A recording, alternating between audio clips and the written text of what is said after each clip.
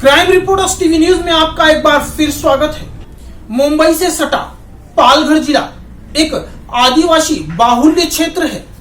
यहाँ आदिवासियों के विकास को ध्यान में रखते हुए सांसद यहाँ तक कि पालक मंत्री भी आदिवासी निर्धारित किया गया है, जिससे कि आदिवासियों की समस्या प्रशासनिक तौर पर हल की जा सके।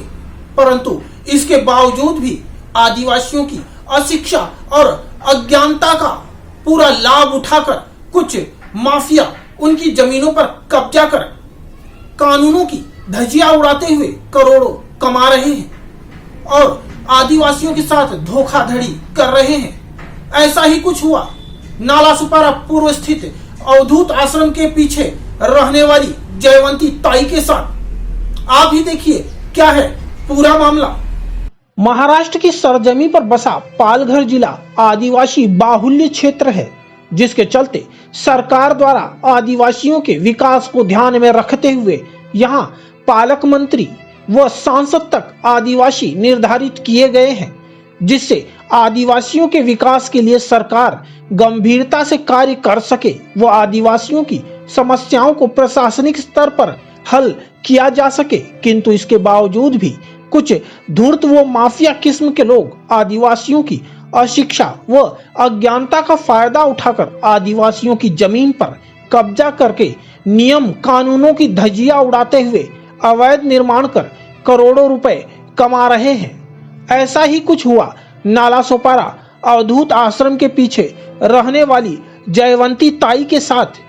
कुछ माफियाओं ने एक भूखंड पर कब्जा कर उस पर अवैध औद्योगिक इकाई का निर्माण कर करोड़ों रुपए के वारे न्यारे किए तथा जयवंती को कहा कि यह 4.5 एकड़ जमीन जयवंती के देवर से खरीदी है तथा उनके पास उस जमीन का करार नामा भी है और वे जैसे चाहें उस जमीन का उपयोग कर सकते हैं। वहीं जयवंती ताई का कहना है कि उस भूखंड के 7/12 में हमारे परिवार के कुछ सदस्यों का नाम है और हमने इस तरह के किसी भी करारनामे में हस्ताक्षर नहीं किए हैं और हमारी स्वीकृति के बिना वह करारनामा पूर्णतः अवैध है। वहीं जयवंती व उनके बच्चों को यह तक नहीं पता कि ये जमीन का सौदा कितने में वो किससे किया। जयवंती जयराम पिलाना। तुमच्या जमिनीचा काय प्रॉब्लेम आहे ते सांगा। आम्ही पैसे मागा जातात तर धमकी देतात। किती जमीन आहे आणि कोण तुम्हाला धमकी देते? 4.5 एकड़। 4.5 एकड़। करोड़ों की जमीन के मालिक होने के बावजूद जयवंती का परिवार 2 वक्त के भोजन के लिए तरसता नजर आ रहा है। वहीं उनकी बिना इजाजत के उनकी जमीन पर कुछ लोग अवैध निर्माण कर रहे हैं और इसमें मनपा प्रशासन का भी माफियाओं को सहयोग प्राप्त हो रहा है। अब सवाल उठता है कि क्या जमीन के खरीदार जमीन के सभी मालिकों की बिना इजाजत के जमीन कब्जा कर अवैध निर्माण आखिर कैसे कर सकते हैं, जो कि जमीन के 7/12 में जयवंती व उनके परिवार के लोगों का नाम है। इसके बावजूद भी उनकी बिना जानकारी के उनकी जमीन पर माफियाओं द्वारा अवैध निर्माण किया जा रहा है। काय नाव आपलं? लता नामदेव पिलाना। मला हे सांगा, तुमच्या जे जमिनीचा प्रॉब्लेम आहे, काय समस्या आहे? आमची जमीन तर कधीच विकले, पण आता जर काम चालू आहे ना कंपनी, तर ते लोक आम्हाला त्रास देतात, सांगतात पैसे दिलेत आणि व्यवहार आमच्या काकाकडे झालेला पण ते ऑफ झाले आणि ते सांगतात साईन घेतलेली, पण आम्ही कोणी सही केलेलीच नाही कुठल्या कागदावर, पण ते सांगतात का तुमच्या सह्या आहेत आणि पेपर ते लोक दाखवत नाही पण त्रास देतात। जे कंपनीवाले सेट लोक ते लोक। किती जमीन आहे? 4.5 एकर। हो।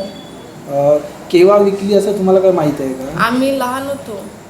आता जे लोकांनी गाले वगैरे बनवले ते तुमच्या संगती काय व्यवहार करतात? नाही करत आणि धमकी पण देतात अजून की आम्ही आता काय देणार पण नाही, तुमच्या काकासोबतच व्यवहार झाला असं सांगतात। तुम्ही तिकडे काय विचारायला गेले तर तुम्हाला धमकी वगैरे असं देतात? सांगतात मरून येतं मारू असं बोलतात। आता आमचे जे पालघर जिल्ह्याचे कमिशनर आहेत त्यांना तुम्ही आमच्या चॅनलतर्फे काय बोलणार? आम्हाला न्याय पाहिजे, जो व्यवहार आहे तो क्लिअर करायला पाहिजे त्यांनी आमच्या समोर, सर्वांसमोर, घरच्यांसमोर। अब सवाल उठता है कि कहां है आदिवासियों की आवाज उठाने वाली श्रमजीवी संगठना, कहां है वो जिले के जनप्रतिनिधि, वो आदिवासियों का दर्द समझने वाले सांसद राजेंद्र गावित, वो पालक मंत्री दादा भुसे।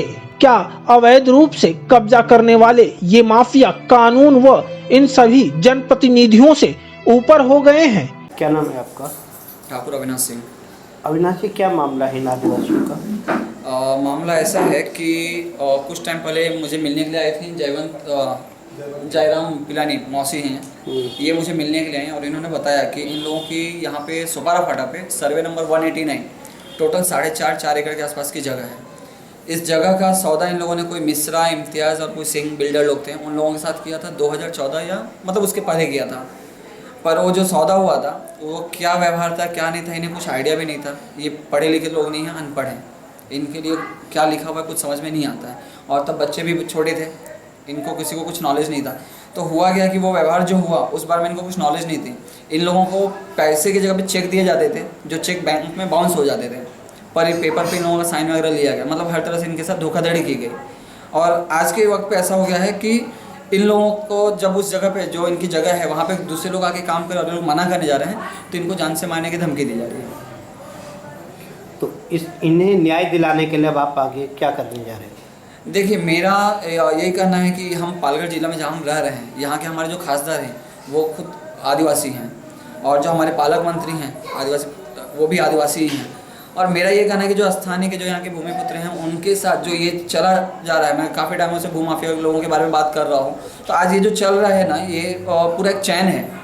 आखिरकार ये 4.5 एकड़ का जो भी धोखाधड़ी हुआ है, जो फर्जीवाड़ा हुआ है, आज इन्हें नहीं पता है, बट ये लोग नगर पालिका में जा रहे हैं, हर जगह जा कर के मदद की गुहार लगा रहे हैं, कोई इनकी बात को सुन नहीं रहा है। आज यहाँ पे चौल लोड बेरिंग या जो भी बना रहे हैं, यहाँ पे गाले वगैरह ये लोग बना रहे हैं, तो नगर पालिका वाले जब आते हैं तो उन्होंने कभी जाँच पड़ताल किया है कि जगह किसकी है, किसकी सहमति से बन रहा है? ना कोई परमिशन है ना कुछ है।